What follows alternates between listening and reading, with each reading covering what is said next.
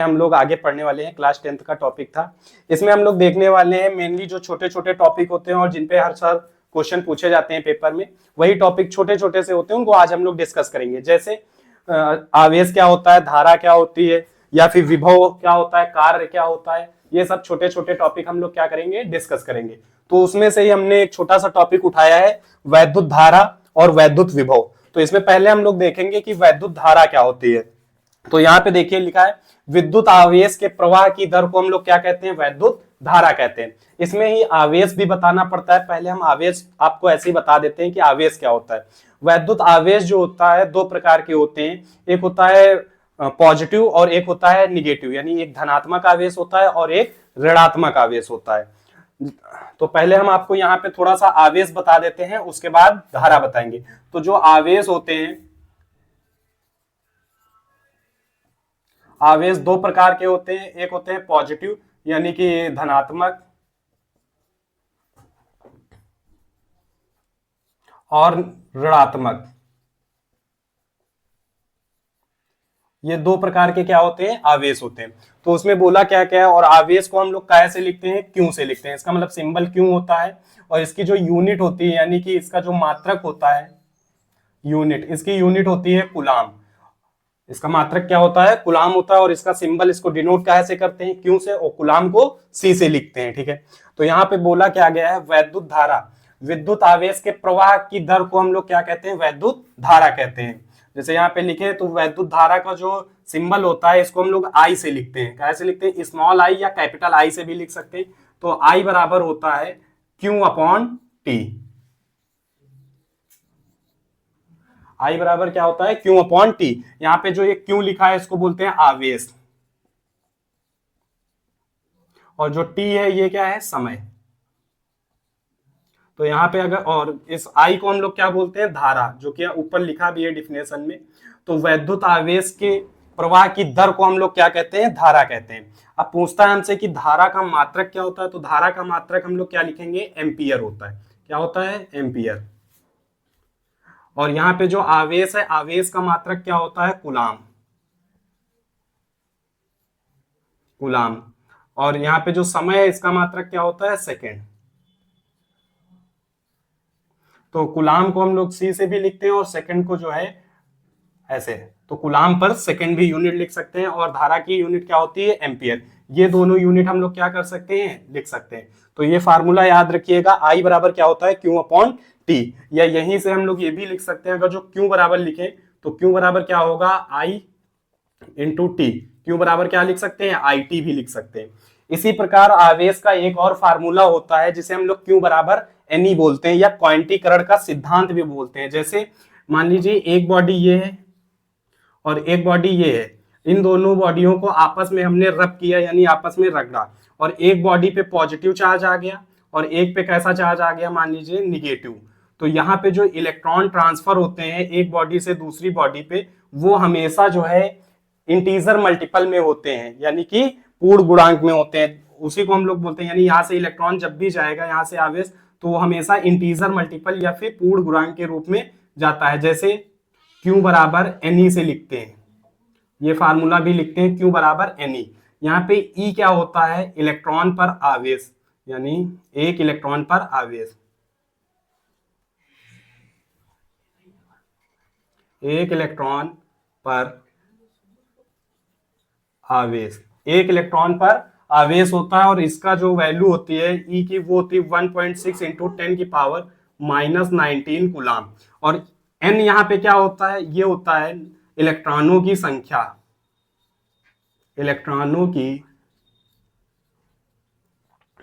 संख्या, ये होता है इलेक्ट्रॉनों की संख्या। और क्यों क्या है हमारा, आवेश।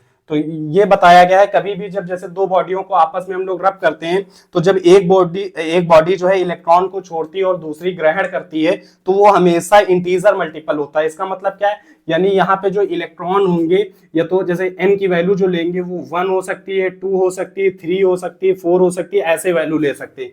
कभी भी जब एक बॉडी से इलेक्ट्रॉन दूसरी बॉडी पे जाएगा, तो ऐसा नहीं हो सकता कि आधा इलेक्ट्रॉन चला गया या 3/2 इलेक्ट्रॉन चले गए, ऐसा नहीं होगा। जब भी एक बॉडी से दूसरी बॉडी पे इलेक्ट्रॉन जाएंगे, तो वो हमेशा 1 इलेक्ट्रॉन या 3 इलेक्ट्रॉन, 10 इलेक्ट्रॉन, 15 इलेक्ट्रॉन ऐसे जा सकते हैं। तो यहाँ पे देखिए Q बराबर क्या लिखे Ne, और यहाँ क्या लिखा Q बराबर IT। तो इन दोनों, अब चाहे कैपिटल Q से लिखे या फिर स्मॉल q से, उससे दिक्कत नहीं होती, इसी को हम लोग स्मॉल q से भी लिख सकते हैं। तो यहाँ से Q बराबर IT और Q बराबर Ne को जब कंपेयर करेंगे तो यहाँ से एक फार्मूला हमारा लोगों का और आता है, जैसे ये लिखा है Q बराबर क्या IT और क्या लिखा है Q बराबर Ne। तो इन दोनों को जब बराबर करेंगे तो यहाँ से Ne बराबर क्या लिख सकते हैं IT। ये भी एक इंपॉर्टेंट फार्मूला है जिसपे क्वेश्चन क्या होते हैं, आते हैं। और यहीं पे एक क्वेश्चन ये भी पूछा जाता है, जैसे एक Q बराबर Ne लिखा है, क्वेश्चन ये पूछा जाता है कि जो है जैसे एक बॉडी से इलेक्ट्रॉन निकले हैं और दूसरे पर गए हैं, तो कौन सी बॉडी जो है पॉजिटिव चार्ज होगी और कौन सी निगेटिव चार्ज होगी। तो वैसे तो हम धारा पढ़ा रहे हैं, लेकिन आपको यहीं पे आवेश भी बताए दे रहे हैं। तो देखिए जो जो धनात्मक आवेश होता है यानी पॉजिटिव चार्ज, एक सेकेंड रुकिए, इसको चलिए ऐसे ही लिख देते हैं, यहाँ पे इसको लिखते हैं पॉजिटिव चार्ज यानी कि धनात्मक आवेश। पॉजिटिव चार्ज में क्या होता है, नंबर ऑफ प्रोटॉन, यानी कि प्रोटॉन जो होते हैं, नंबर ऑफ प्रोटॉन जो होते हैं वो ज्यादा होते हैं, और नंबर ऑफ इलेक्ट्रॉन क्या होते हैं, ऐसे ना लिख के थोड़ा अच्छे से लिख देते हैं, एक सेकेंड रुकिएगा।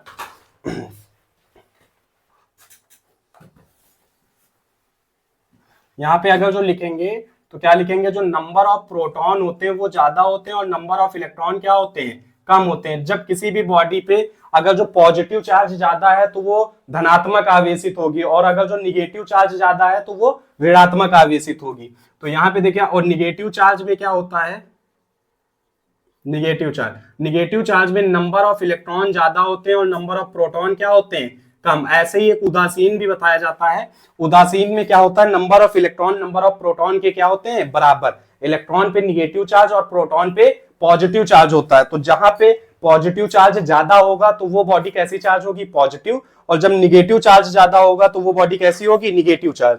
तो आप याद रखिएगा, जब पॉजिटिव चार्ज में क्या होता है, नंबर ऑफ प्रोटॉन ज्यादा होते हैं और नंबर ऑफ इलेक्ट्रॉन क्या होते हैं, कम, और निगेटिव चार्ज में क्या होता है, नंबर ऑफ इलेक्ट्रॉन। अब हम लोग उसी में आगे देखेंगे विद्युत विभव।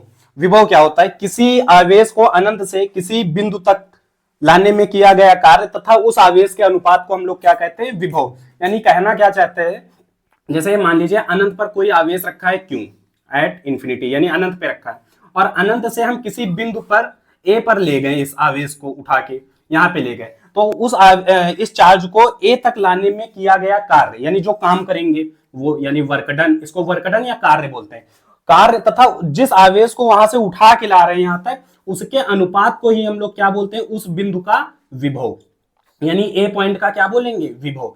तो इस चार्ज को कहां से लाए हैं, इंफिनिटी से, किस पॉइंट तक लाए हैं, ए तक, तो ए पॉइंट का ये विभव हो जाएगा क्या, W/Q। अब ये जो W लिखा है इसको बोलते हैं कार्य, क्या बोलते हैं, कार्य। और यहाँ पे ये जो Q लिखा है इसे क्या बोलते हैं, आवेश। तो कार्य का मात्रक क्या होता है, मात्रक सबके पता होना चाहिए आप लोगों को। कार्य का जो मात्रक होता है वो होता है जूल, और इसको काहे से लिखते हैं, J से। और जो आवेश है इसका मात्रक तो अभी हमने आपको बताया ही था, फिर से एक बार बता दे रहे हैं, आवेश का मात्रक होता है कूलाम, और इसको काहे से लिखते हैं, ऐसे C से। तो इसको जूल पर कूलाम भी लिख सकते हैं, या फिर विभव का मात्रक एक और होता है, उसे बोलते हैं वोल्ट। क्या बोलते हैं, वोल्ट। तो इसका मात्रक ये भी होता है, आप याद कर लीजिएगा, वोल्ट, या इसी को हम लोग कैसे लिख देते हैं, कैपिटल V से। तो ये हमारा क्या हो गया, विद्युत विभव। अब इसी में हम लोग आगे अभी देखेंगे कि जो है, आगे हम लोग देखेंगे कि इसमें और क्या क्या टॉपिक है, उनको हम लोग डिस्कस करेंगे। तब तक के लिए आप इसका स्क्रीनशॉट ले लीजिए। अब उसी में हम लोग आगे देखने वाले हैं, दो टॉपिक और लिखे हैं यहाँ पर, एक है विद्युत ऊर्जा और एक है विद्युत शक्ति। ये जो विद्युत ऊर्जा लिखा है इसको W से लिखे हैं, पर इसको कार्य भी बोलते हैं और कार्य को ही ऊर्जा बोलते हैं।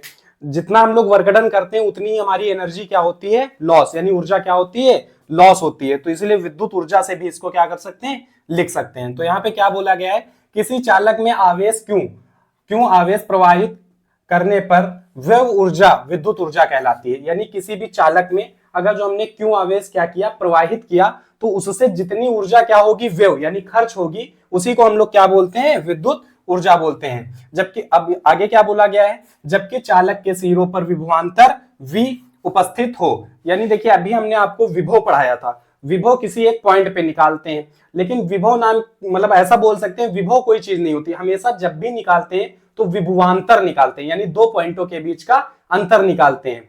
जब भी निकालते हैं, जब तक विभवांतर नहीं होगा यानी पोटेंशियल डिफरेंस नहीं होगा तब तक करंट फ्लो नहीं होती है। तो इसमें आगे देखते हैं क्या बोला गया है। विद्युत ऊर्जा बराबर लिखा है वी क्यू, यानी यहाँ पे एक फार्मूला लिखा है W बराबर V इंटू क्यू। अब यहाँ पे V को क्या बोलते हैं, विद्युत विभव, और क्यू को क्या बोलते हैं, आवेश। तो V का मात्रक हमने आपको बताया था क्या होता है, वोल्ट, और क्यू का क्या होता है, कूलाम। तो यहां से देखिए W बराबर जो लिखा है वी क्यू, तो इसका मात्रक ये भी लिख सकते हैं, यूनिट सबकी पता होनी चाहिए। तो इसका जब हम मात्रक लिखेंगे, मात्रक, तो इसका मात्रक हम लोग क्या लिख सकते हैं, वोल्ट, वोल्ट, और क्या लिख सकते हैं, ऐसे लिख लीजिए वोल्ट पर कुलाम, सॉरी वोल्ट इंटू कुलाम। ये सी का मतलब क्या है, कुलाम। या फिर ऐसे लिख सकते हैं, इसका जो मात्रक होता है जूल भी होता है, क्या होता है, जूल, कार्य का मात्रक या फिर ऊर्जा का मात्रक क्या लिख सकते हैं, जूल, जूल भी होता है, ठीक है ना। तो यहीं पे और अगर जो फार्मूले इसी में वैल्यू पुट करके और फार्मूले लिखना चाहे तो क्या लिखेंगे, जैसे हमने आपको ओम्स लॉ पढ़ाया था, वो क्या होता है, V equal to I R, ये पढ़ाए थे, V बराबर आई आर। तो यहाँ पे देखिए V लिखा है, V की जगह वैल्यू पुट करेंगे तो ये क्या हो जाएगा, W बराबर, यहाँ पे V की जगह लिखेंगे आई आर, तो ये क्या हो जाएगा, आई आर इंटू क्यू, ठीक है। और अगर जो आगे देखें तो यहाँ पे हम लोग क्या लिख सकते हैं, क्यू की जगह पे क्या लिख सकते हैं, क्यू बराबर भी होता है आई टी, क्या लिख सकते हैं, क्यू बराबर आई टी। अभी हम लोगों ने पढ़ा था, जो विद्युत धारा पढ़े थे उसमें पढ़े थे ये फार्मूला आवेश बराबर। तो यहाँ पे देखिए आई लिखा है, आर लिखा है, इंटू क्यू की जगह क्या लिख सकते हैं, आई टी, तो ये हो जाएगा आई इंटू टी। तो आई क्या हो जाएगा, स्क्वायर, यानी आई स्क्वायर आर टी। तो ये भी एक फार्मूला लिख सकते हैं डब्ल्यू बराबर। तो डब्ल्यू बराबर क्या लिख सकते हैं, आई स्क्वायर आर टी। और W बराबर क्या लिख सकते हैं, ध्यान से देखिएगा, जैसे ये फार्मूला लिखा है वी क्यू, तो क्यू की जगह क्या लिख सकते हैं, आई टी। ये देखिए क्यू बराबर क्या होता है, आई टी, तो यहाँ पे लिखिए। तो W बराबर क्या आ जाएगा, वी आई टी, तो ये भी फार्मूला लिख सकते हैं। ऐसे ही अगर जो यहाँ पे लिखे तो I बराबर क्या लिख सकते हैं, V अपॉन, यहाँ से देखिए I बराबर वैल्यू लिखेंगे तो क्या आएगा, V अपॉन R, तो वहां पे वैल्यू रखिए। तो I बराबर क्या लिख सकते हैं, V अपॉन R, तो यहाँ वैल्यू रखेंगे तो W बराबर क्या आ जाएगा, यहाँ पे V हो जाएगा, इंटू आई की जगह क्या लिखेंगे, V अपॉन R, इंटू में क्या है T, तो ये फार्मूला बन जाएगा ऊपर V square upon R into T। तो ये भी W बराबर फार्मूला एक यहाँ से आ गया। W बराबर क्या लिख सकते हैं, V square upon R into में T, तो ये भी फार्मूला लिख सकते हैं। तो ऐसे ही हम बहुत सारे फार्मूले लिख सकते हैं। जैसे आपको मेनली ये याद रखना है, W बराबर क्या होता है, V इंटू क्यू। W बराबर क्या लिख सकते हैं, आई स्क्वायर आर टी, और क्या लिख सकते हैं, वी आई टी, और V square upon R into T. तो ये सब फार्मूले किसके, W के बराबर। अच्छा देखिए, जो W है यहाँ पे लिखे हैं तो उसको कार्य भी बोलते हैं। और अगर जो आपसे ऊर्जा पूछता है कि विद्युत ऊर्जा बताएं या फिर कार्य बताएं, तो यही फार्मूले हम कार्य के लिए भी लगा सकते हैं और ऊर्जा के लिए भी। विद्युत ऊर्जा जब पूछेगा तो आप यही फार्मूले लगा सकते हैं, उसको यू से या एच से भी लिख सकते हैं। अब इसमें देखिए आगे क्या बोला गया है, विद्युत शक्ति। अब हम लोग क्या पढ़ने वाले हैं, विद्युत शक्ति। शक्ति को बोलते हैं पावर, क्या बोलते हैं, पावर। यहाँ पे क्या बोला गया है, किसी परिपथ में उत्पन्न विद्युत ऊर्जा के दर को, किसी परिपथ में उत्पन्न विद्युत ऊर्जा के दर को हम लोग क्या कहते हैं, विद्युत सामर्थ्य या फिर शक्ति। यानी यहाँ पे बोला जा रहा P बराबर W अपॉन टी, यानी जो ऊर्जा है उसकी दर को, यानी जब भी टाइम से डिवाइड करते हैं तो उसको दर पढ़ते हैं, तो जो ऊर्जा है उसकी दर को ही हम लोग क्या कहते हैं, पावर या फिर शक्ति कहते हैं। तो यहाँ पे देखिए जितने फार्मूले हमने W बराबर लिखे थे वो सब फार्मूले हम क्या कर सकते हैं, यहाँ पे पुट करके पावर के लिए लिख सकते हैं। तो पावर की जब यूनिट लिखेंगे तो इसका जो मात्रक होता है,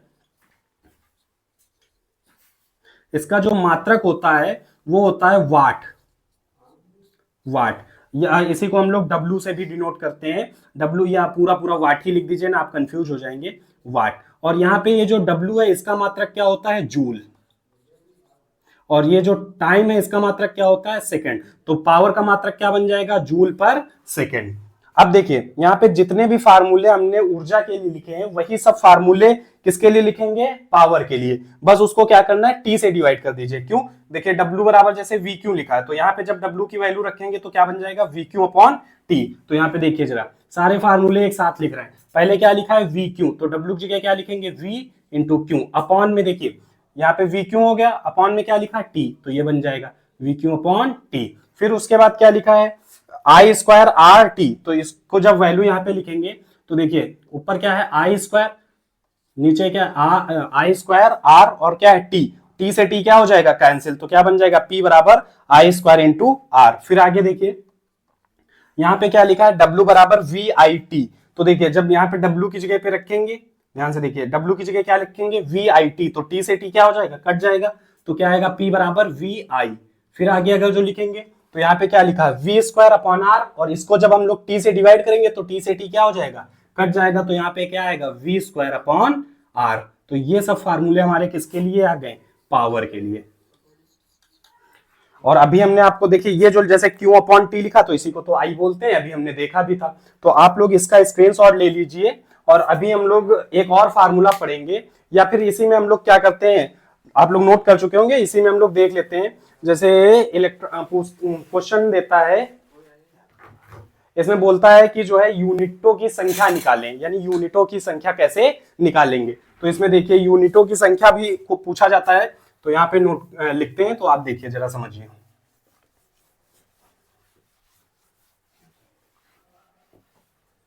तो इसमें कभी कभी एक पूछता है कि 1 किलोवाट घंटा बराबर क्या होता है, यानी एक किलोवाट घंटा बराबर क्या होता है। तो इसको जरा हम लोग बदल के देखते हैं। तो यहाँ पे देखिए 1 किलोवाट लिखा है, 1 किलोवाट में कितने वाट होते हैं 1000, और घंटे में जो है मिनट कितने होते हैं 60, और 60 मिनट में यानी 1 मिनट में कितने सेकंड होते हैं 60, तो इसको मल्टीप्लाई कर दीजिए तो ये क्या आ जाएगा 6 36 और कितने जीरो है 5, तो इसको लिख सकते हैं 3.6 इंटू 10 की पावर 6, ये क्या आ जाएगा जूल। यानी 1 किलोवाट घंटा किसके बराबर होता है 3.6 इंटू 10 की पावर 6 जूल के क्या होता है बराबर होता है। ऐसे ही हमसे पूछता है कि जो है यूनिटों की संख्या निकालें या फिर बिल कैसे निकालते हैं। तो आपको एक फार्मूला बता रहे हैं, यूनिटों की संख्या, जब भी आपको यूनिटों की संख्या निकालनी हो तो आप कैसे निकालेंगे।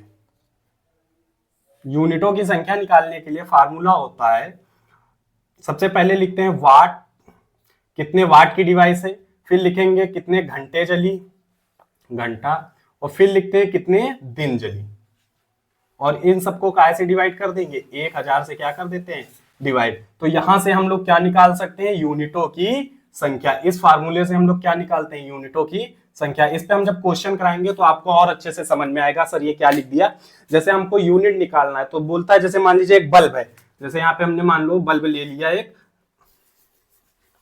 यहाँ पे जो है एक बल्ब बना देते हैं, तो ये जो है बल्ब है मान लीजिए, और ये 50 वाट का है, मान लीजिए कितने वाट का है 50 वाट का है, और ये जो है मान लीजिए 50 वाट का है, और जो है एक दिन में जो है मान लीजिए 4 घंटे चलता है, 4 हावर जो है डेली चलता है, 4 हावर डेली चलता है, और इसको हमको जो है मान लीजिए 30 दिन तक यूज करते हैं। कितने दिन के लिए 30 दिन यूज करते हैं, तो हमको नंबर ऑफ यूनिट बताएं, यानी कि यूनिटों की संख्या। तो कैसे बताएंगे, तो कुछ नहीं करना है, यहाँ पे लिखेंगे यूनिटों की संख्या। यूनिटों की संख्या निकालना है तो सबसे पहले क्या बोला गया है, जो डिवाइस लेना है वो कितने वाट की है, तो यहाँ पे देखिए 50 वाट की, तो यहाँ पे क्या लिख देंगे 50। फिर उसके बाद क्या बोला गया कितने घंटे वो चलती है, तो यहाँ पे कितने घंटे चल रही है 4 घंटे चल रही है, तो यहाँ 4 लिख देंगे। कितने दिन तक चल रही है 30 दिन तक चल रही है, तो यहाँ क्या लिख देंगे 30, और अपॉन में क्या आ जाएगा 1000। अब इसको सॉल्व कर लीजिए, वही हमारी क्या आ जाएगी यूनिटों की संख्या। तो ये हो जाएगा 5 को 20 इंटू में 3 में 1000, ये 0 से 0 क्या हो जाएंगे कैंसिल, तो 3 2 जा 6, यानी 6 यूनिट। यानी यूनिटों की संख्या कितनी आ गई, यूनिटों की संख्या, तो यूनिटों की संख्या कितनी आ गई 6। अब हमसे यहीं पे ये भी पूछ सकता है कि बिल बताएं, कि बिल कैसे निकालते हैं। तो बिल निकालने के लिए क्या करते हैं, एक फार्मूला होता है, यहाँ पे लिख रहे हैं, देखिए जब यूनिटों की संख्या पता चल गई तो बिल कैसे निकालेंगे, तो बिल बराबर होता है 1 यूनिट का मूल्य, यानी 1 यूनिट आपके कितने रुपए की है, तो 1 यूनिट का मूल्य और गुणे यूनिटों की संख्या। तो 1 यूनिट का मूल्य, 1 यूनिट का मूल्य और इनटू में लिखेंगे यूनिटों की संख्या, यूनिटों की संख्या। ये हमारा फार्मूला होता है काहे के लिए, बिल। जो हम लोगों के घरों में बिल निकलता है उसको ऐसे ही निकाला जाता है, यानी एक यूनिट का मूल्य, अब मान लीजिए यहाँ पे यूनिटों की संख्या कितनी आई है, 6 यूनिटों की संख्या है और एक यूनिट का मूल्य मान लीजिए 7 रुपए है, तो 7 रुपए और कुल यूनिट कितनी है 6, तो 7 का मल्टीप्लाई कर दीजिए किससे, 6 से, तो 7 छंग 42, यानी 42 रुपीज क्या हो जाएगा आपका बिल। और ये जो बिल निकलेगा ये रुपए में निकलेगा, ठीक है ना, इसको नोट कर लीजिए। उसके बाद हम क्या करेंगे, सारे फार्मूले एक साथ एक बोर्ड पे नोट कर देंगे, और जो कि क्लास 10 में इलेक्ट्रिसिटी वाले चैप्टर से पूछे जाते हैं क्वेश्चन, तो इसी बोर्ड पे जो हम सारे फार्मूले एक साथ लिखे दे रहे हैं, और वो आप रिवाइज कर लीजिएगा या याद कर लीजिए, और उससे हमारे सारे क्वेश्चन क्या हो जाएंगे, सॉल्व हो जाएंगे। अब उसी में हम लोग आगे देखने वाले हैं, इस चैप्टर के सारे जो इंपॉर्टेंट फार्मूले हैं इस बोर्ड पे लिखने वाले हैं, आप लोग उनको खास कर करके याद कर लीजिएगा या नोट कर लीजिए। तो सबसे पहले एक एक करके हम लोग सारे फार्मूले देखने वाले हैं। तो सबसे पहले इस चैप्टर में जो फार्मूला आता है वो आता है चार्ज को लेके, यानी आवेश को, तो वो क्या होता है Q बराबर NE। उसके बाद जो दूसरा फार्मूला है वो है Q बराबर IT, ये भी आवेश का ही फार्मूला है, या इसी फार्मूले को हम लोग इस प्रकार भी लिख सकते हैं I बराबर Q अपॉन T। फिर जो है इसके बाद हम लोग जब पढ़ते हैं तो चौथे नंबर पे फार्मूला पढ़ते हैं V बराबर IR, ये ओम का नियम भी है, इसको भी हम लोग क्या करते हैं, पढ़ते हैं। तो ये सारे फार्मूले जो है हम यहाँ पे जो लिख रहे हैं ये आपको याद ही होने चाहिए, क्योंकि इन्हीं से हम लोग क्या कर सकते हैं, क्वेश्चन लगा सकते हैं। अभी हम जितने भी यहाँ पे जो है सिंबल आ रहे हैं उनका सबका मीन बता देंगे, किसको क्या बोलते हैं और किसकी क्या यूनिट होती है। उसके बाद जो है हम लोग 5 नंबर पे जो देखेंगे वो होता है R बराबर रो L अपॉन A। ये आपको हमने पढ़ाया था कि जो प्रतिरोध होता है वो किन किन बातों पर क्या करता है, निर्भर करता है। यहीं से अगर जो हम इसी फार्मूले को इस प्रकार से लिखें कि रो बराबर क्या लिखेंगे, तो रो बराबर क्या होता है RA अपॉन में क्या होता है L। इस फार्मूले को भी क्या कर सकते हैं, ऐसे याद कर सकते हैं, ठीक है। उसके बाद जो है हमने आपको पढ़ाया था कि सीरीज में कैसे जोड़ते हैं और पैरेलल में, यानी रेजिस्टेंस को। तो जब रेजिस्टेंस को जोड़ते हैं यानी प्रतिरोध को श्रेणी क्रम में जोड़ने पर, प्रतिरोध को जब हम श्रेणी क्रम में जोड़ते हैं तो उसके लिए क्या फार्मूला आता है और कैसे उसको लिखते हैं वो भी हमने आपको बताया था। जैसे मान लीजिए R1 है और ये क्या है R2, तो इसको हम लोग कैसे लिखते हैं, ये 7 नंबर है मान लीजिए, तो यहाँ पे जब लिखेंगे तो R इक्विवेलेंट बराबर बताए थे R1 प्लस R2। यहाँ पे एक चीज और बात ध्यान रखिएगा कि यहाँ पे जो धारा होती है वो हमारी क्या होती है, समान, धारा समान होती है, और विभव क्या होता है, अलग अलग होता है। उसके बाद जो है इसको हम लोग जो है प्रतिरोध को समांतर क्रम में कैसे जोड़ते हैं, समांतर क्रम, वो भी देख लीजिए। समांतर क्रम में जब जोड़ते हैं तो वो फार्मूला होता है 1 अपॉन R इक्विवेलेंट बराबर 1 upon R1 plus 1 upon R2, ऐसे करके डैश डैश 1 अपॉन Rn तक हम इसको क्या कर सकते हैं, लिख सकते हैं। यानी जितने भी प्रतिरोध जुड़े होंगे उनको सबको हम इस प्रकार से लिख सकते हैं। इसका भी अगर जो आप डायग्राम देखना चाहते हैं, यानी सर्किट कैसे बनता है, तो इस तरीके से समझ सकते हैं। यानी मान लीजिए ऊपर R1 रेजिस्टेंस लगा है और नीचे कितना लगा है, R2। तो यहाँ पे हम लोग क्या लिखते हैं, जो धारा होती है वो अलग अलग होती है, धारा क्या होती है, अलग अलग, और जो विभव होता है वो सेम होता है, यानी समान होता है। उसके बाद जो है हम लोगों ने क्या पढ़ा, पावर पढ़े और विभव भी पढ़े। तो विभव का फार्मूला क्या होता है वो भी यहाँ पे लिख रहे हैं, वो पढ़े V बराबर W अपॉन Q। यानी जब किसी आवेश को अनंत से किसी बिंदु तक लाते हैं तो उसका कार्य और उसके उसी आवेश के अनुपात को हम लोग क्या बोलते हैं, विभव। उसके बाद हम लोग क्या पढ़े, कार्य, यानी कार्य भी पढ़ते हैं, तो उसको जब लिखेंगे तो क्या लिखेंगे, वो आएगा W बराबर VQ। फिर इसी फार्मूले को हम लोग इस प्रकार से भी लिख सकते हैं, W बराबर Q की जगह लिख सकते हैं Q बराबर IT, तो ये हो जाएगा VIT। और अगर जो लिखेंगे तो इसी जगह हम लोग क्या लिखे थे, V की जगह लिखे थे, I की जगह लिख सकते हैं V अपॉन R। तो ये फार्मूला क्या बन जाएगा, V square upon R into में क्या बन जाएगा, T, ये भी लिख सकते हैं।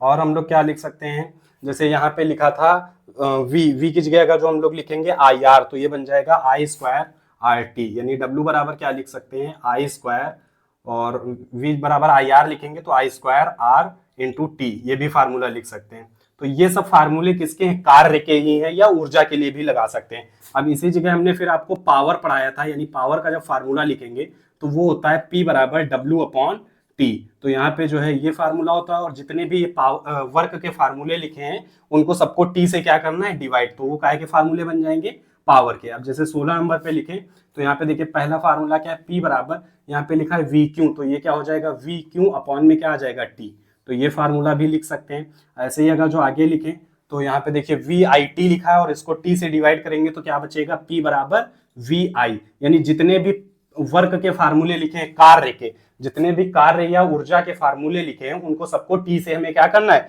डिवाइड करना है। फिर यहाँ पे अगर जो हम लोग लिखेंगे 18 नंबर पे तो क्या लिखा है, इसको अगर जो टी से डिवाइड करेंगे तो क्या हो जाएगा, वी स्क्वायर अपॉन आर, यानी पी बराबर क्या आ जाएगा, वी स्क्वायर अपॉन आर, तो ये फार्मूला आ जाएगा। फिर उसके बाद यहाँ पे क्या लिखा है, इसको बोल देते हैं 18 हो गया, 19 नंबर, इनको सबको आप लिख के याद कीजिए। तो यहाँ पे क्या लिखा है, जैसे W बराबर लिखा तो इसे लिखेंगे तो क्या लिखेंगे, P बराबर आई स्क्वायर आर, क्योंकि T से T क्या हो जाएगा, कैंसिल, ठीक है ना। तो ये सारे हमारे फार्मूले हो गए। और भी फार्मूले होते हैं जो यहाँ पे लिख रहे हैं, आप जरा ध्यान दीजिएगा। 19 हो गए, इधर ही लिख देते हैं। तो यहाँ पे 20 नंबर पे अगर जो लिखेंगे तो वो होता है हमारा, आपको बताए थे यूनिटों की संख्या, या फिर 1 किलोवाट घंटा बराबर क्या होता है वो बता देते हैं। तो 1 किलोवाट घंटा बराबर होता है 3.6 इंटू 10 की पावर होता है 6 जूल, ये बताए थे आपको। 1 किलोवाट घंटा बराबर क्या होता है, 3.6 इंटू 10 की पावर 6 जूल। उसके बाद आगे हम लोग देखते हैं फार्मूले। तो यहाँ पे लिख लेते हैं, कितने हो गए, 20, यहाँ पे लिखेंगे 21 नंबर। तो वो बताए थे आपको यूनिटों की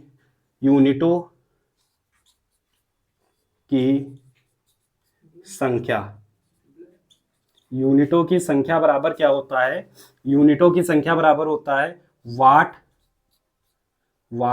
इंटू में होता है घंटा, और इंटू में क्या होता है, दिन, और बटे में क्या आता है, 1000। तो यहां से हम लोग क्या निकाल सकते हैं, यूनिटों की संख्या। और इसके बाद में एक लास्ट फार्मूला और बताए थे आपको बिल निकालने के लिए, तो इसके नीचे यहाँ पर लिखते हैं 22 नंबर पे, वो हमारा क्या हो जाएगा, बिल का फार्मूला। तो बिल बराबर क्या हो जाएगा, बिल बराबर हो जाएगा एक यूनिट का मूल्य, एक यूनिट का मूल्य इनटू में यूनिटों की संख्या, इनटू में यूनिटों की संख्या। तो एक ये फार्मूला है। बिल जब हम लोग निकालते हैं तो ये हमेशा रुपए में आएगा। तो यहाँ पे क्या लिखा है, बिल, तो एक यूनिट कितने रुपए की है, उसके बाद मल्टीप्लाई यूनिटों की संख्या, यानी उसका मल्टीप्लाई कहाँ से कर दो, यूनिटों की संख्या से, तो वो हमारा क्या आ जाएगा, बिल। तो इस पे हमने सारे फार्मूले क्या कर दिए हैं, लिख दिए। अब हम आपको यहाँ पे एक चीज और बताए दे रहे हैं जिसमें बच्चों को सबसे ज्यादा दिक्कत होती है। अगर जो आप ये इस समय अगर जो ये जितने बोर्ड फार्मूले आपको दिख रहे हैं, अगर जो ये याद है तो क्लास 10th के इलेक्ट्रिसिटी से क्वेश्चन आपका छूटेगा नहीं। तो यहाँ पे जो जो जितने भी सिंबल यूज हुए उनका सबका हम नाम लिखे दे रहे हैं। जैसे सबसे पहले आप देखिए क्यू, तो क्यू को क्या बोलते हैं, आवेश, क्यू को क्या बोलते हैं, आवेश, और इसका मात्रक क्या होता है, कूलाम, इसका मात्रक क्या होता है, कूलाम। उसके बाद यहाँ पे क्या लिखा है, एन, एन क्या होता है, इलेक्ट्रॉनों की संख्या, इलेक्ट्रॉनों की संख्या, और संख्या का कोई मात्रक नहीं होता। उसके बाद ई, ई क्या होता है, एक इलेक्ट्रॉन पर आवेश, वो कितना होता है 1.6 इंटू 10 की पावर माइनस 19 कूलाम, ठीक है ना। तो ये यूनिट इसकी क्या होती है, कूलाम। फिर यहाँ पे देखिए आई, आई को क्या बोलते हैं, धारा, आई को क्या बोलते हैं, धारा, और इसका मात्रक क्या होता है, इसका मात्रक होता है एम्पियर, आपको बताए थे एम्पियर। उसके बाद यहाँ पे टी लिखा है, टी को बोलते हैं समय, और समय का मात्रक क्या होता है, सेकेंड, ठीक है। उसके बाद इसमें तो सारे हो गए। फिर यहाँ पे वी लिखा, वी को क्या बोलते हैं, विभव या विभवांतर, विभवांतर, और इसका मात्रक क्या होता है, वोल्ट, वोल्ट होता है, इसका मात्रक क्या होता है, वोल्ट। फिर यहाँ पे लिखा है आर, आर को क्या बोलते हैं, प्रतिरोध, आर को क्या बोलते हैं, प्रतिरोध, और प्रतिरोध का मात्रक क्या होता है, ओम, बताए थे आपको ओम। प्रतिरोध का मात्रक क्या होता है? ओम। या फिर इसका सिंबल भी आप याद रखिएगा, ऐसे बनता है ओम, ठीक है ना। उसके बाद यहाँ पे लिखा है रो। रो को क्या बोलते हैं? प्रतिरोधकता। रो को क्या बोलते हैं? प्रतिरोधकता। प्रतिरोधकता बोलते हैं। रो को क्या बोलते हैं? प्रतिरोधकता। और इसका मात्रक क्या होता है? ओम मीटर। क्या होता है? ओम मीटर, ठीक है। उसके बाद यहाँ पे क्या लिखा है? एल। एल को क्या बोलते हैं? लंबाई, यानी चालक तार की क्या बोलते हैं? लंबाई। चालक तार की लंबाई। चालक तार की लंबाई। और इसका मात्रक क्या होता है? लंबाई को हमेशा कायम नापते हैं मीटर में। कायम है मीटर में। फिर यहाँ पे ए लिखा है। ए क्या है? अनुप्रस्थ काट का क्षेत्रफल। ए क्या है? अनुप्रस्थ काट का क्षेत्रफल। और क्षेत्रफल का मात्रक क्या होता है? आप लोगों को पता होगा, क्षेत्रफल हमेशा मीटर स्क्वायर में नापा जाता है, ठीक है ना। ठीक है। उसके बाद अब हम लोग देख लेते हैं ऐसा कौन सा सिंबल है जिसके बारे में आपको ना पता हो, जैसे डब्लू। तो अब हम लोग कहाँ पे लिख दें भाई? डब्लू यहाँ पे लिखे दे रहे हैं, थोड़ा सा स्पेस बचा, यहाँ पे लिखे दे रहे हैं। तो डब्लू को क्या बोलते हैं? कार्य। डब्लू को क्या बोलते हैं? कार्य। या फिर इसी को हम लोग ऊर्जा से भी लिख देते हैं। कैसे लिख देते हैं? ऊर्जा से। कार्य या फिर ऊर्जा बोलते हैं। और इसका मात्रक क्या होता है? मात्रक जूल। मात्रक क्या होता है? जूल, ठीक है। उसके बाद जो है वी भी लिख दिए, आई भी लिख दिए। पी। पी को बोलते हैं शक्ति। क्या बोलते हैं? शक्ति। और शक्ति का मात्रक क्या होता है? वाट। शक्ति का मात्रक क्या होता है? वाट। तो यहाँ पे जितने भी सिंबल थे उन सबको हमने क्या कर दिया है? लिख दिया। और सारे फार्मूले भी इस बोर्ड पे क्या कर दिए? लिख दिए। अगर जो आपको करंट इलेक्ट्रिसिटी यानी इस चैप्टर से दिक्कत होती है तो आप जो बोर्ड पे जितने भी फार्मूले लिखे अगर जो इनको अच्छे से रिवाइज कर लेंगे तो फिर आपको दिक्कत होने वाली नहीं है। और हमने यहाँ पे जितने भी सिंबल या जो भी यूज होता है उसको सबको हमने क्या कर दिया? लिख दिया। एक फार्मूला और आप यहाँ पे लिख सकते हैं। इन दोनों को जब बराबर करते हैं तो एनई बराबर हम लोग क्या लिखते हैं? I T. एनी बराबर क्या लिखते हैं? I T.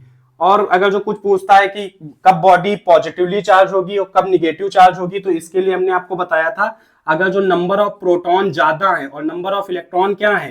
कम, तो वह वस्तु कैसी आवेशित होगी? धनात्मक। कैसी आवेशित होगी? धनात्मक। धनात्मक आवेशित होगी। आवेशित होगी। और अगर जो नंबर ऑफ इलेक्ट्रॉन ज्यादा है और नंबर ऑफ प्रोटॉन क्या है? कम, तो वो ऋणात्मक आवेशित होगी। कैसी होगी? ऋणात्मक आवेशित होगी। तो ये भी याद रखिएगा। तब तक के लिए मिलते हैं नेक्स्ट वीडियो में। धन्यवाद।